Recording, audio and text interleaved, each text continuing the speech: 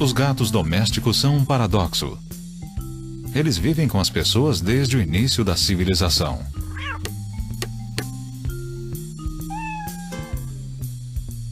Mas tornaram-se domésticos sem perder a sua felinidade, a sua independência e sua capacidade de viver sem nós.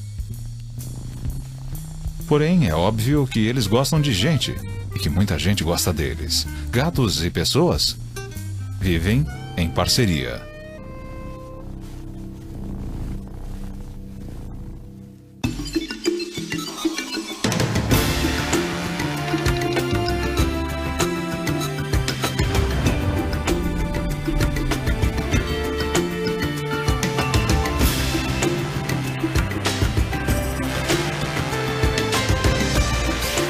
O guia completo. Gatos domésticos. E é uma parceria que pode começar na juventude.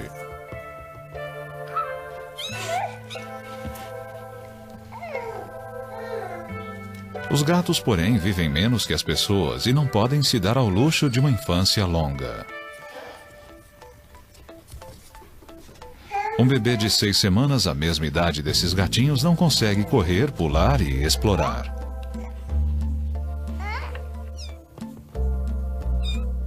E aos 5 meses de idade, mesmo sendo ainda muito mais jovens do que esse bebê, os gatinhos já serão adultos. Mas por enquanto, a vida é cheia de aventuras.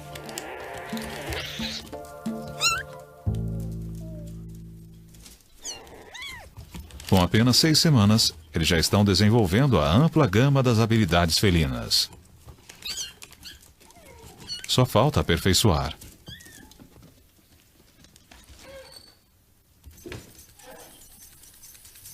Os brinquedos mais simples podem ser educacionais, ensinando, por exemplo, a caçar.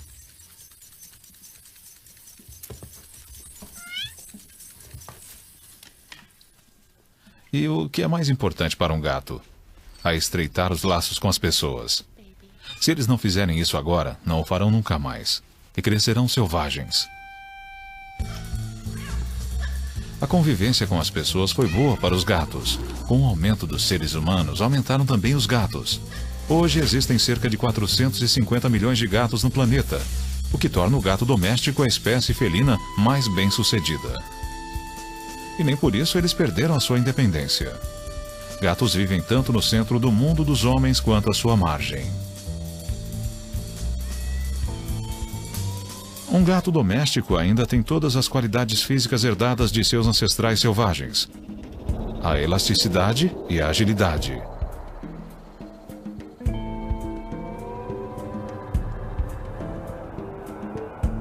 A capacidade de não se ferir quando cai, usando o reflexo de endireitar-se.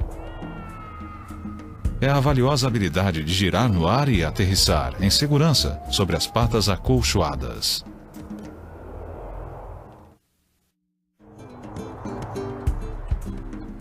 Os gatos domésticos, como os gatos selvagens, nunca fazem mais do que o necessário e passam até 18 horas por dia dormindo. Na natureza, a tendência dos gatos é caçar à noite. E os gatos domésticos conservaram os olhos de caçador, olhos que enxergam em luz 6 vezes mais fraca do que os seres humanos conseguem. Os séculos de domesticação não mudaram drasticamente o tamanho dos gatos. Nesse aspecto, quase todos são parecidos. Mas entre as raças, existem muitas outras distinções, frequentemente provocadas para satisfazer certos gostos, às vezes inexplicáveis, dos seres humanos. Mas os gatos, ao contrário de quase todos os outros animais domésticos, têm praticamente a mesma aparência e comportamento do meio selvagem. Seu relacionamento com as pessoas é uma parceria.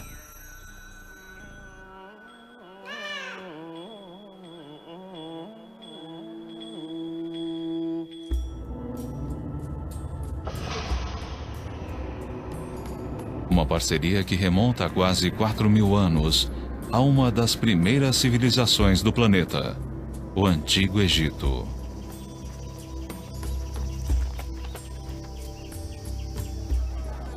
Nas casas e nas ruas do Egito, hoje existe um certo tipo de gato esbelto e vigoroso que é muito parecido com os primeiros gatos que se associaram ao homem.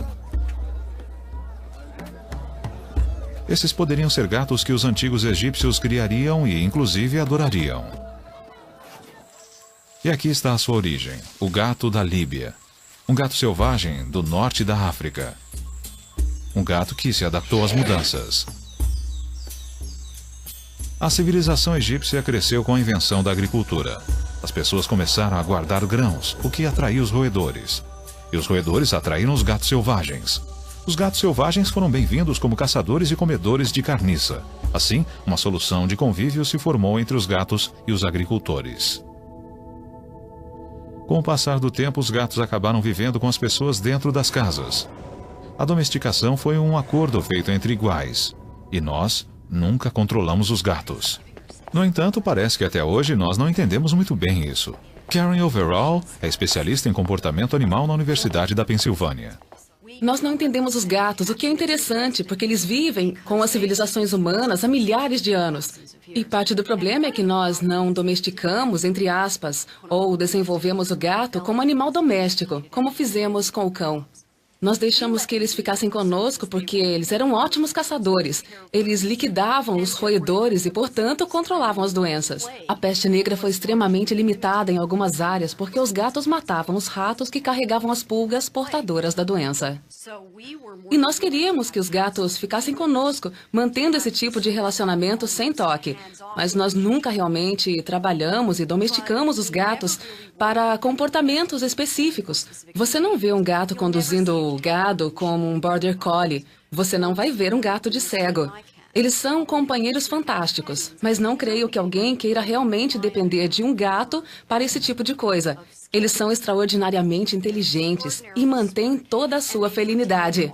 Eles são totalmente individualistas e não damos a eles o devido crédito por isso. Atualmente existem 37 variedades de felinos. E a primeira coisa que as pessoas reconhecem em qualquer uma delas é a felinidade característica. É o jeito de se mover. A tendência de viver e caçar sozinho. O fato de que, ao contrário de outros carnívoros como os cães e ursos, eles se alimentam exclusivamente de carne. E as pessoas reconhecem essa felinidade porque os gatos convivem com elas. E são muitas vezes tão familiares quanto as outras pessoas.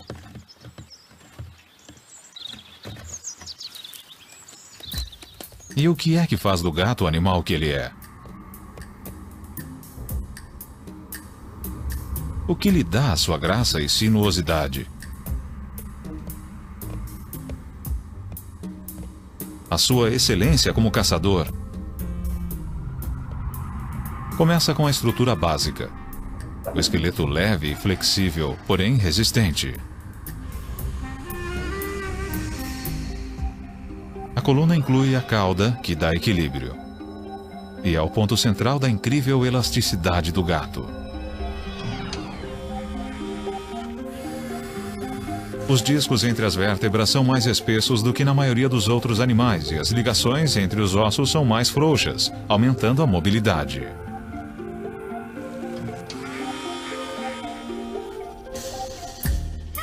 Como um bailarino fazendo ponta, o gato anda nos dedos das patas. Com isso, o comprimento da perna e o tamanho do passo ficam maiores e o gato ganha velocidade. E é por isso também que, surpreendentemente, essa junta é o tornozelo do gato e o começo da pata. Os ossos da pata são muito longos. E só os dedos fazem contato com o chão, aumentando o impulso e os saltos.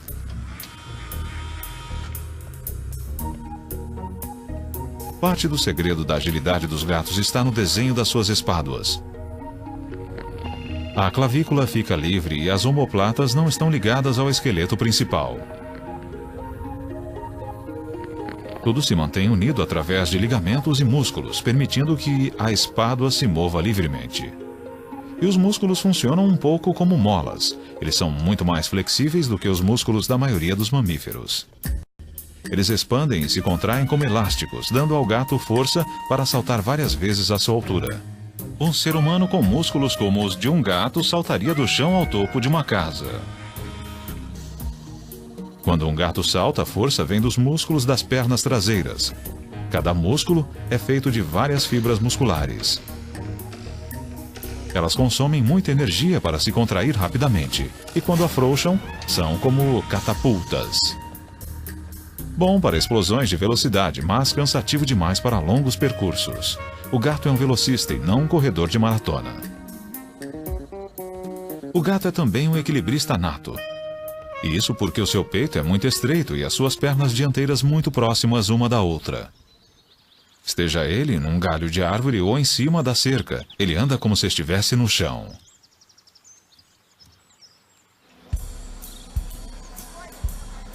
Desde que passaram a viver nas casas, os gatos nem sempre podem exercitar os seus talentos. Mas existem maneiras de transformar o interior de uma casa numa réplica surreal do mundo lá fora.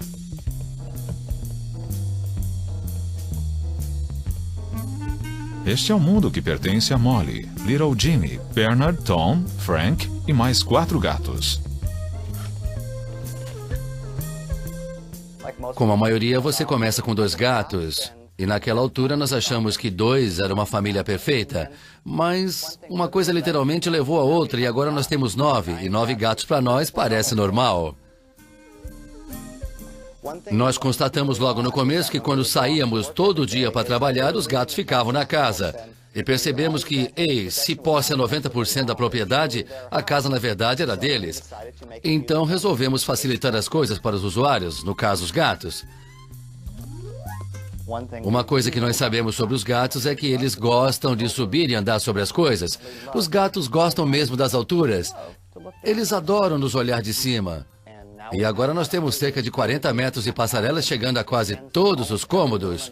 E onde nós estamos, eles estão. Como foi o seu dia hoje, Tom? Oi, Frank. Frank visita a esposa de Bob, Frances, enquanto Tom recebe toda a sua atenção. Mas por pouco tempo. Oh. Nessa ancestral parceria entre pessoas e gatos, as pessoas extraem prazer na sua parte do acordo, e os gatos aproveitam um ambiente interno tão interessante e estimulante quanto o externo. Só que mais seguro. Nós fizemos uma passarela que fosse não só propícia e divertida para os gatos, mas divertida para nós também.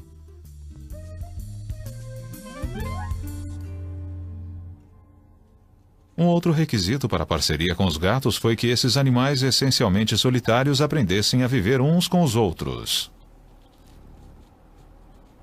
No Instituto de Antrozoologia, na Inglaterra, John Bradshaw vem estudando como os gatos se relacionam com os seres humanos e com outros gatos. Seu laboratório é o lar de 11 gatos que vivem num grupo coeso.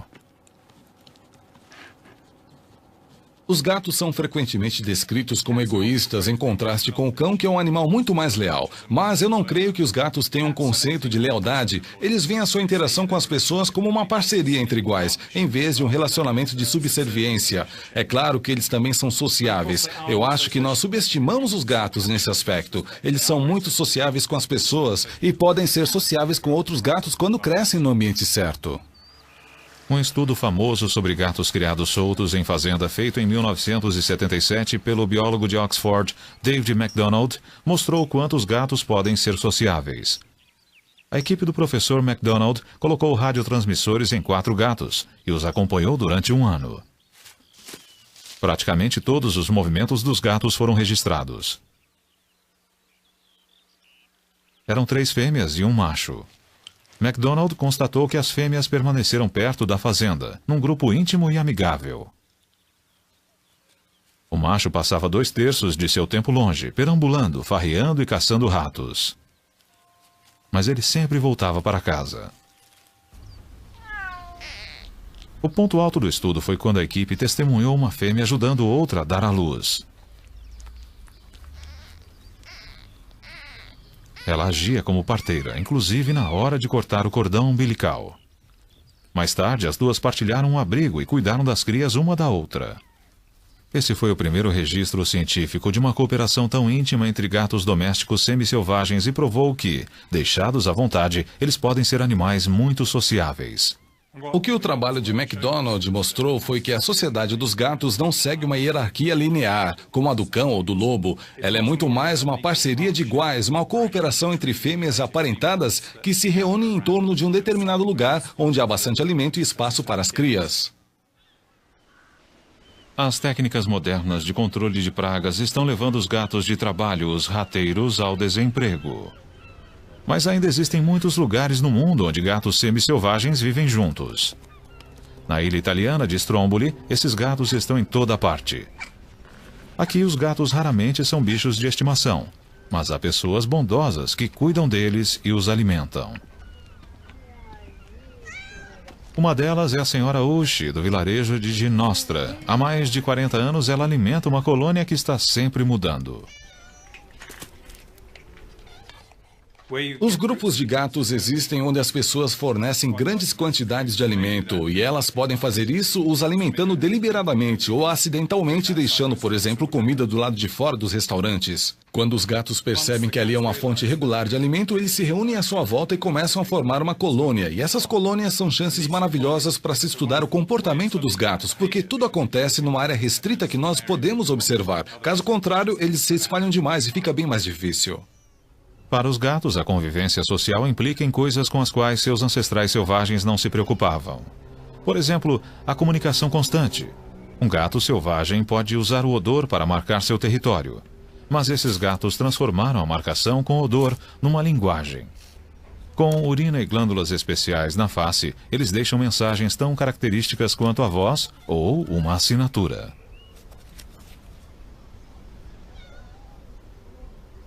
O olfato é altamente desenvolvido nos gatos.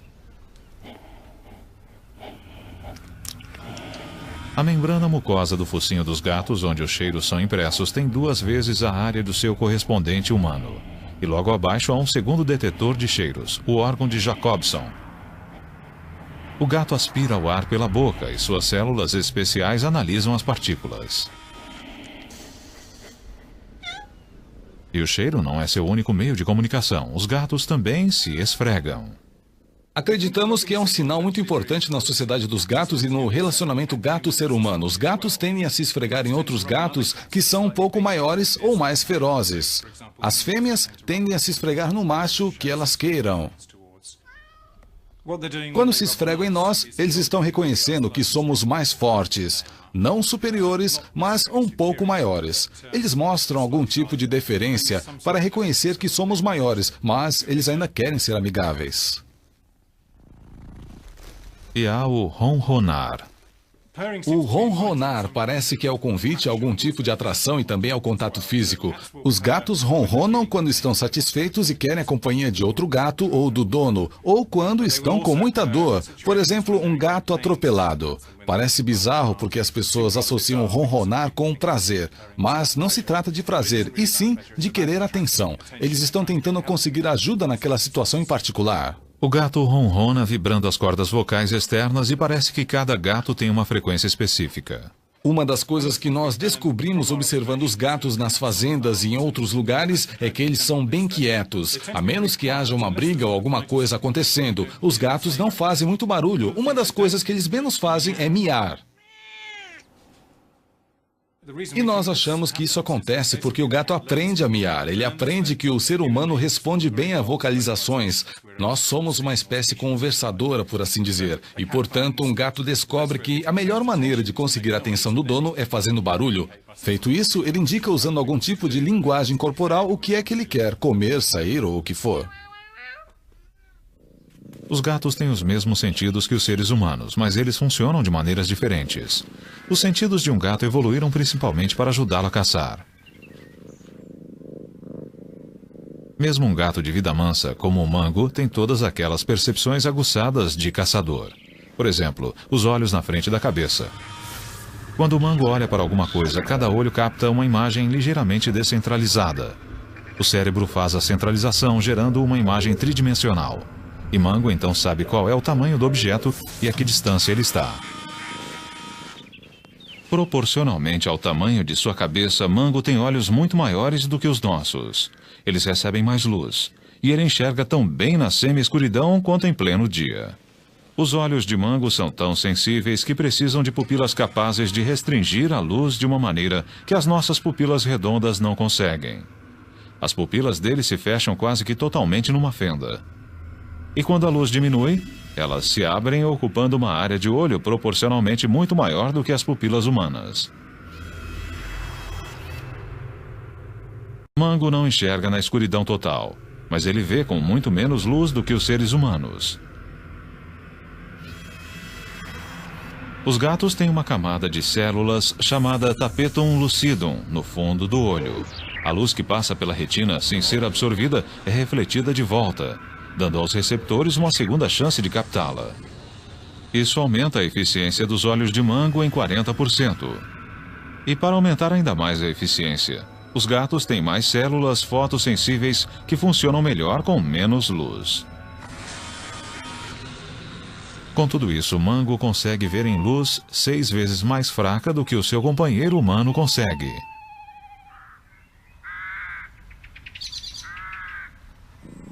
Mas os gatos não são melhores que os humanos em tudo. Mesmo que ele pudesse ser ensinado, Mango jamais conseguiria ler. Seus olhos não são bons para os pequenos detalhes e ele vê uma página impressa como uma folha cinza.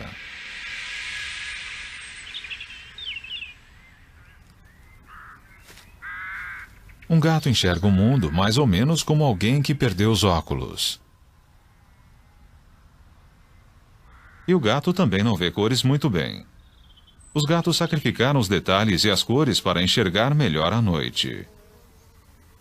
O mundo de cores dos gatos é desbotado. Eles enxergam um pouco de amarelo, de verde e de azul. Mas algumas cores, como o vermelho, eles veem como cinza ou preto. Outra ferramenta de caça importante é a audição. Mango consegue virar as orelhas, além da cabeça. Isso ajuda a localizar um som. Os ouvidos afunilados canalizam e amplificam os sons como um megafone. Os gatos ouvem sons que as pessoas não ouvem. Os sons mais agudos, como os guinchos de um rato.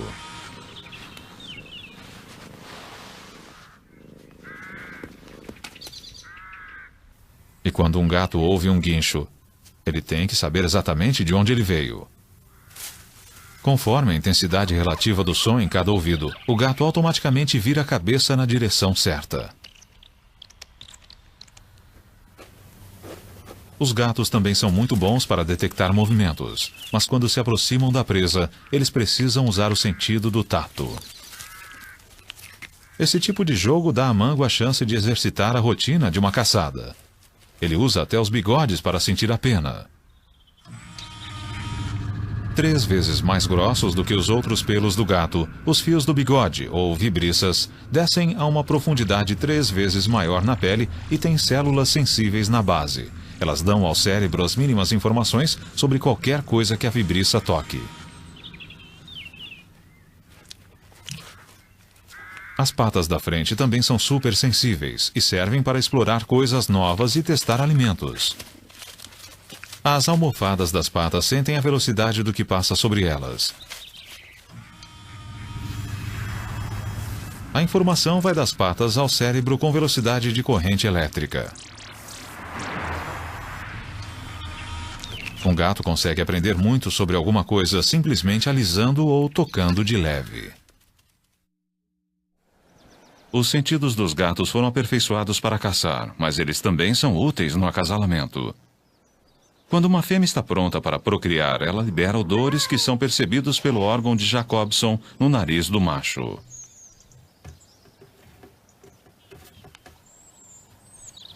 Num grupo livre, vários machos tentarão acasalar com a fêmea. Os gatinhos da ninhada podem ter mais de um pai. Acasalando livremente, a fêmea se certifica de que pelo menos alguns de seus filhotes terão os melhores genes disponíveis. Essa é também uma estratégia para manter a paz. Como nenhum macho terá certeza de quais dos filhotes são seus, é menos provável que ele machuque ou mate algum deles.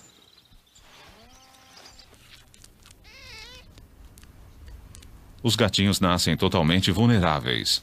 Apesar de cobertos de pelos, eles não conseguem regular a própria temperatura. E também são cegos, surdos e incapazes de andar. Mas tudo isso é bom, porque significa que sob nenhuma circunstância eles vão se afastar da mãe e ficar expostos ao perigo. Os gatinhos seguem o cheiro e o calor das tetas da mãe. E mamam até 8 horas por dia.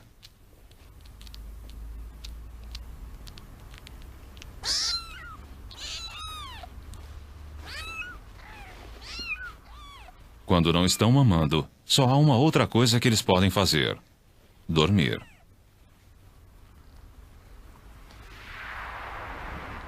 A passagem do nascimento à maturidade pelos padrões humanos é muito rápida, mas para os gatinhos ela deve parecer lenta. Esse tem 10 dias de vida. Ele enxerga um pouco, mas a sua visão ainda está embaçada e vai continuar assim nas próximas 3 semanas. Nessa idade, não é fácil para o gatinho se locomover. Ele caminha devagar e abaixado para manter a estabilidade.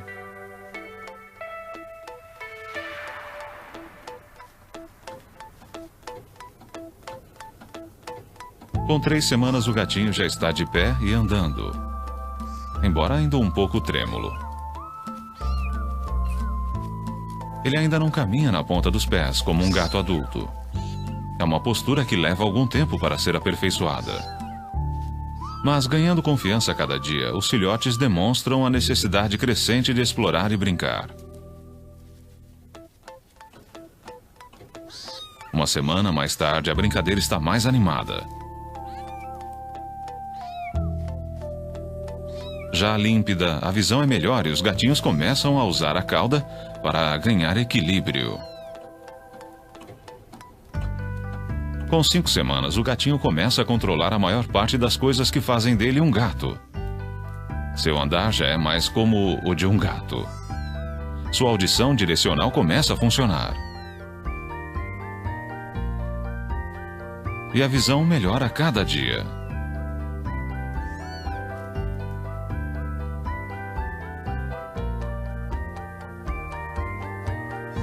Com 6 semanas, andar não basta.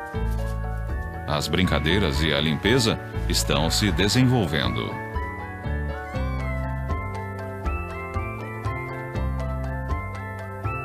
Com 8 semanas de idade, apenas 2 meses depois de nascer, esse é um gato jovem, porém completo.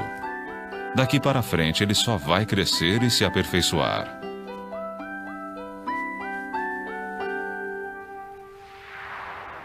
O padrão de desenvolvimento é praticamente o mesmo para todos os tipos de felinos. Mas os gatos domésticos têm mais um aprendizado importante.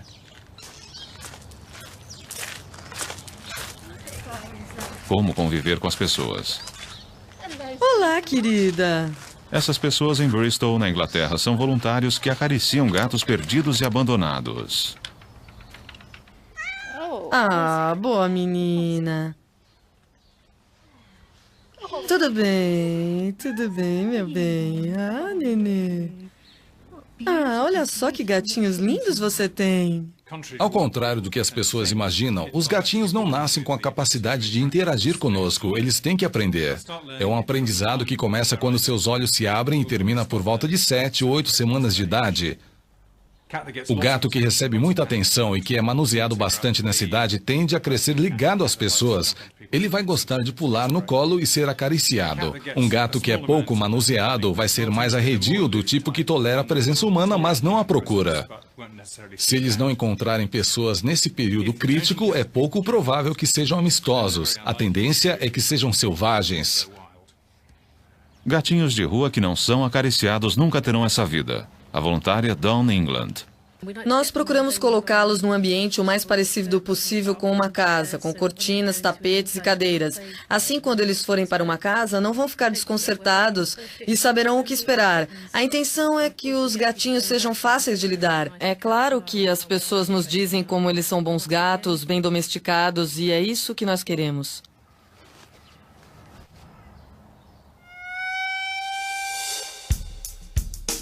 Tecnicamente, os gatos domésticos e os selvagens são da mesma espécie. As duas principais diferenças são as habilidades sociais do gato doméstico, com as pessoas e com outros gatos, e a sua cor.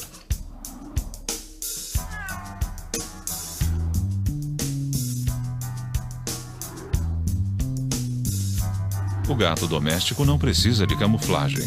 E livre desse requisito, o pelo rajado dos ancestrais, conhecido como tabby, deu lugar a quase todos os padrões e cores que um animal pode ter.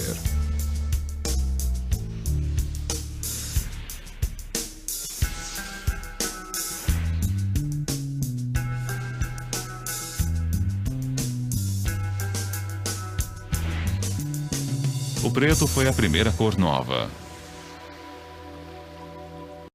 Há cerca de 2.500 anos, os fenícios conseguiram contrabandear gatos do Egito e usar como rateiros nos navios. E muitos desses gatos eram pretos.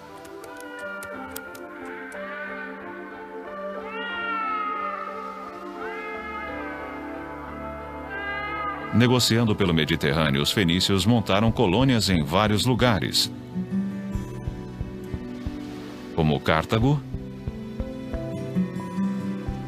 e Gades, que hoje é Cádiz, na Espanha. E os gatos pretos foram com eles. Com o tempo, os gatos se instalaram em toda a volta do Mediterrâneo. Os ancestrais dos gatos pretos que hoje perambulam por Veneza provavelmente vieram de navios fenícios. Cerca de 1000 anos depois dos fenícios, os vikings tornaram-se a grande potência marítima. Seus navios também tinham gatos, mas eles preferiam red tabbies, de listras avermelhadas. Essa é uma cor que parece ter surgido na antiga Turquia. Com os navegantes vikings, os red tabbies subiram e desceram os rios da Europa e chegaram até a sua Escandinávia natal.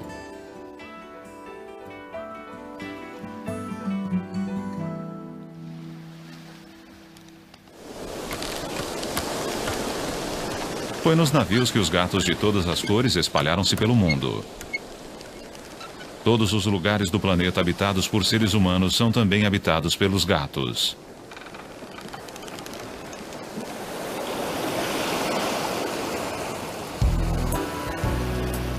E onde os gatos foram à Terra, sua vida misturou-se à nossa. Esta é Miami, na Flórida, a sede de uma das exposições de gatos mais chiques dos Estados Unidos. Esses não são gatos domésticos criados ao acaso. São gatos de raça, concorrentes caros, trazidos aqui para ganhar prestígio e prêmios para os donos.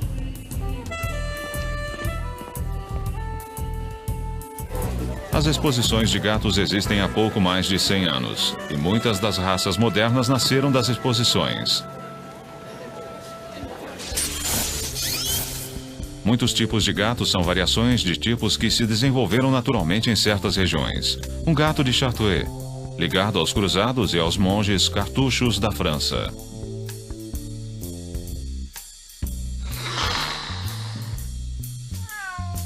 O Angorá, que remonta à antiga Turquia.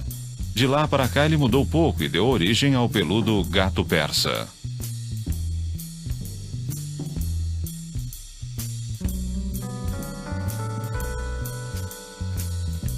Outro peludo é o Maine Coon, um gato que se desenvolveu naturalmente no frio da Nova Inglaterra. O gato abissínio é uma variedade antiga. Até hoje, esses animais elegantes têm o visual dos primeiros gatos que se associaram ao homem.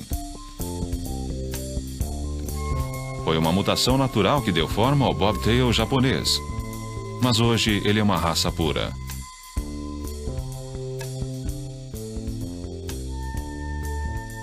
O Ossecat machetado parece um gato selvagem, mas ele foi criado para ter essa aparência. O Crow americano, com suas orelhas estranhas, descende de uma mutação descoberta em 1981. O Cornish Rex, com seu pelo encaracolado, também é recente. Ele remonta a uma mutação numa ninhada de gatos de fazenda há 50 anos. O siamês. Elegante e inteligente, é um dos gatos de raça preferidos no mundo todo. Essa é também uma raça antiga, cujas origens remontam ao Sião, a atual Tailândia.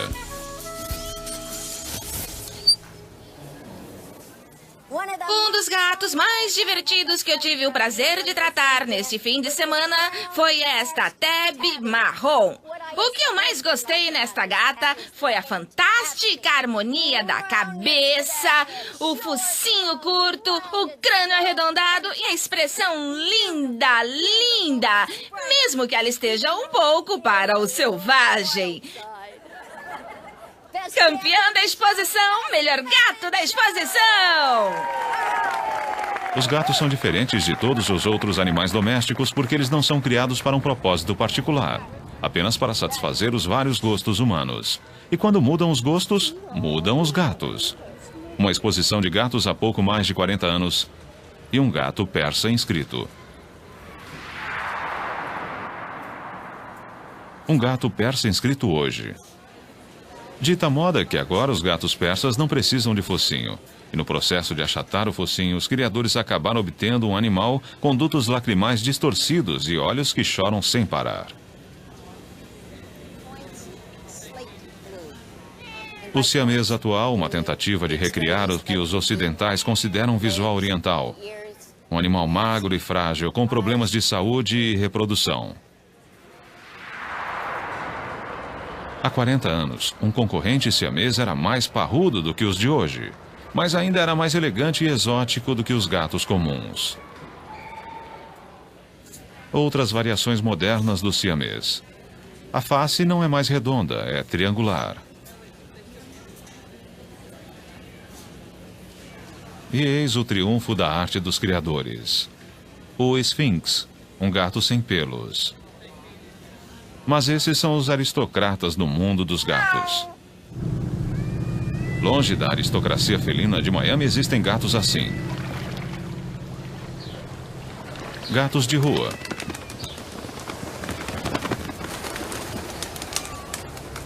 Eles são gatos domésticos que voltaram a ser selvagens e suas crias. Eles vivem em colônias à margem das nossas vidas e, para sobreviver, dependem um do outro e das esmolas humanas. Vem, neném. Vem, gatinho. Oh, vem, neném. Nos Estados Unidos deve haver 60 milhões de gatos vivendo assim. Algumas cidades têm programas de esterilização de gatos de rua.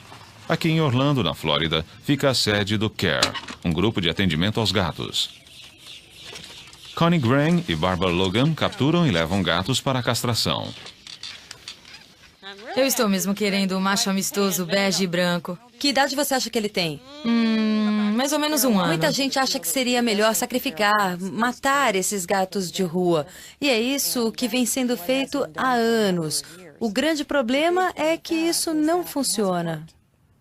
Existem mais gatos de rua do que nunca por aí. Ninguém sabe quantos. É impossível contar. Mas as estimativas são de milhões, dezenas de milhões.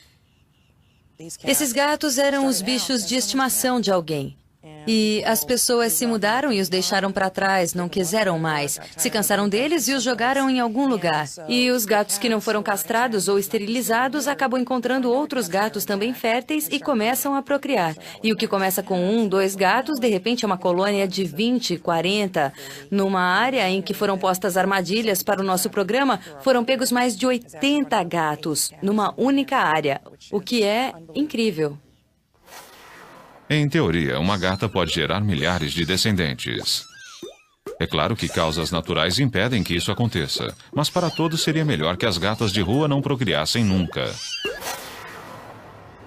Os gatos nem sempre são animais fáceis de se apanhar. Mas em Orlando, em todo o condado de Orange, organizações como a CARE apanham quantos puderem.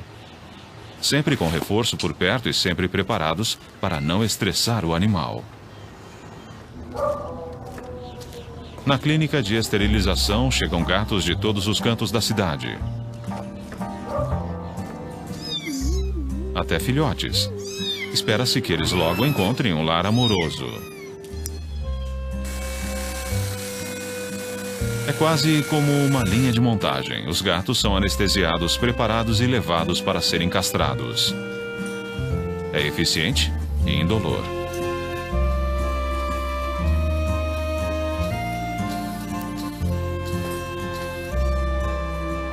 Muitos são soltos no mesmo dia, mas outros ficam em observação até o dia seguinte, para se ter certeza de que estão bem e de que a anestesia perdeu o efeito. A maioria volta para a colônia de onde veio e continua sua vidinha. Você está em casa, pequenino. Sabe onde está? Voluntários fazem visitas periódicas e levam comida. Ah, que bom menino. Bom menino. Se nós ajudarmos um pouquinho, esterilizando e vacinando contra algumas doenças que eles podem pegar, eles terão uma chance muito melhor de viver uma vida normal e, inclusive, longa. Nós não acreditamos que mortos eles estariam melhor. A vida é preciosa e a morte é uma coisa que todos temos que enfrentar. Mas a morte desnecessária é uma coisa que queremos evitar. Provavelmente não haveria tantos gatos de rua se as pessoas entendessem melhor os gatos e o que é preciso para tê-los. Classe, eu tenho o prazer de trazer hoje um convidado especial. O nome dele é E como os Hector. gatinhos aprendem sobre as pessoas, as crianças precisam aprender sobre os gatos. Quem tem um gato em casa? Ótimo, Roberto e Alexis têm gatos em casa. Como é o nome do seu, Roberto? Tico. Alexis, qual é o nome do seu gato? Fluffy. Fluffy. Bom, o Hector vai entrar com 3 gatos especiais e nós vamos acariciá-los, vamos aprender seus nomes e chamá-los. E vamos aprender coisas especiais sobre eles. Prontos? Pronto! Ótimo! Em Miami, Hector Castaner e seus gatos, conhecidos como Buster e a equipe F, levam a mensagem às escolas. Veja o que eu trouxe hoje. Ai, que lindinho! Este é o Flashback. Este é o Buster. Eu quero o Buster! Sim, senhor. Buster, vem, Buster, vem. Qual é o nome dele? Fale com ele, fale com ele. Eu quero segurar o Buster! Eu quero segurar o Buster! Eu quero brincar com ele. Esse gato está ajudando as pessoas a ajudar os gatos. E existem gatos que ajudam pessoas a ajudar pessoas.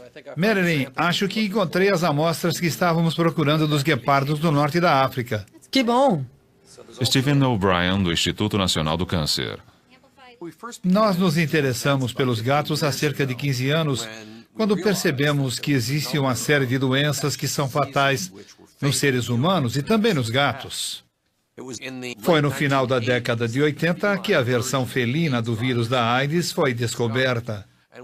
E nós tivemos a curiosidade de saber se o vírus que estava causando a doença semelhante à AIDS nos gatos domésticos havia atingido alguma outra espécie de felino.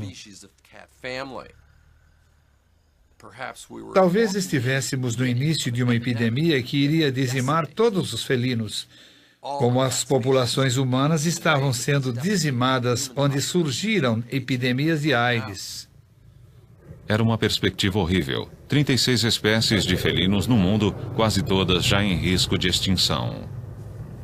E agora ameaçadas, por incrível que pareça, pela AIDS. Mas quanto mais amostras de sangue de várias espécies de felinos o Instituto coletava, mais parecia que havia algo além nessa história.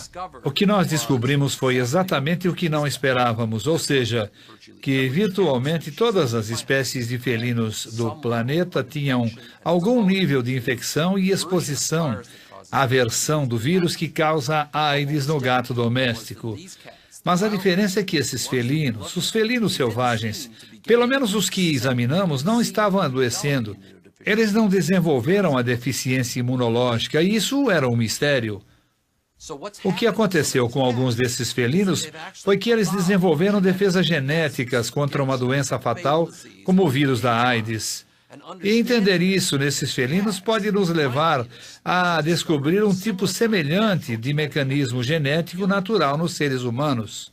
Como companheiros, gatos e seres humanos têm uma história de talvez 4.000 anos. Mas nessa ligação há muito mais do que companheirismo. Ambos são mamíferos e ambos têm uma herança genética comum.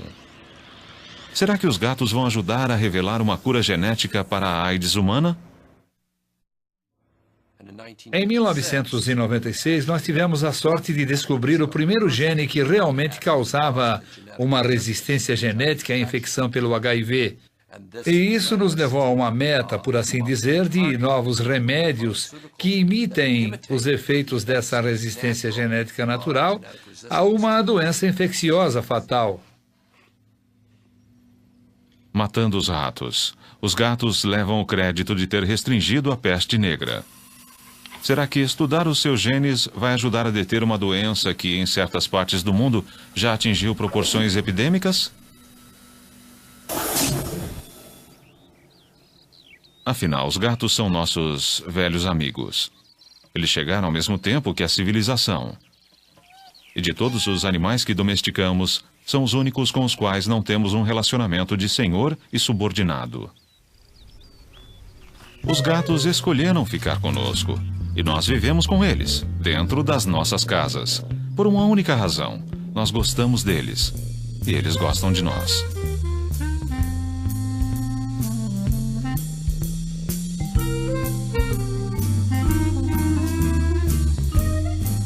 Versão brasileira DPN Santos.